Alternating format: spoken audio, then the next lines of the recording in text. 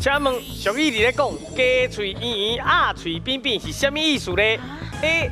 一人咬一项 ；B. 虽然讲家己的；C. 知影家己吼无理，所以愈讲愈无话。嘿，来，你有40秒时间。我感觉是 B。哦，虽然讲家哦，己的虽然，讲家己的哦。鸭喙扁圆，鸡喙圆圆，鸭喙扁扁。虽然讲家己的，一人咬一项。我感觉咱用删去法一人咬一项。 ，A 是应该无可能啦。我感觉是不是一人咬一项啦？哎，B 有啥物咬的对不？嘿伊有啥物咬？虽然讲家己的是有道理，就是讲，啊，就是鸡同鸭讲迄种感觉，鸡喙就圆圆啊，鸭喙扁扁，嘿。啊，但是 C 嘛，敢若有了道理，就讲知影讲家己无理吼，啊，鸡喙变鸭喙迄种感觉。哦。有一句话叫做鸡喙变鸭喙，是。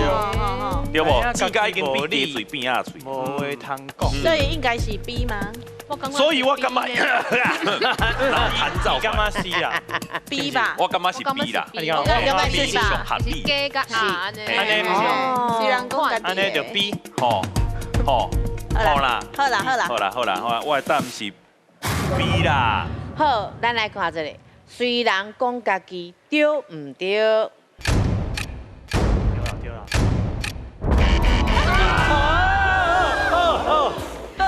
我们用艺术片去，你用艺术片去啊。好来，C，好来，确定哦。好啊，咱来看这里哦。亮亮啊，做来。来，咱来看这里。家己知影无理，讲话无理，无话通讲，对唔对？好来，恭喜第6班哦！来，咱听老师来讲。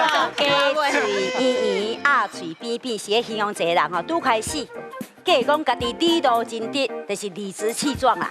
哦，后来发现讲，家己吼无啥理气，怎啊点点怎唔敢出声，哦，啊，就是咱俗语所讲的，有无？拄则大人来讲的，你着鸡喙怎啊变鸭喙啊？所以咱即句话就是咧形容这个家己啊，知影家己无理啊，无话通讲啊。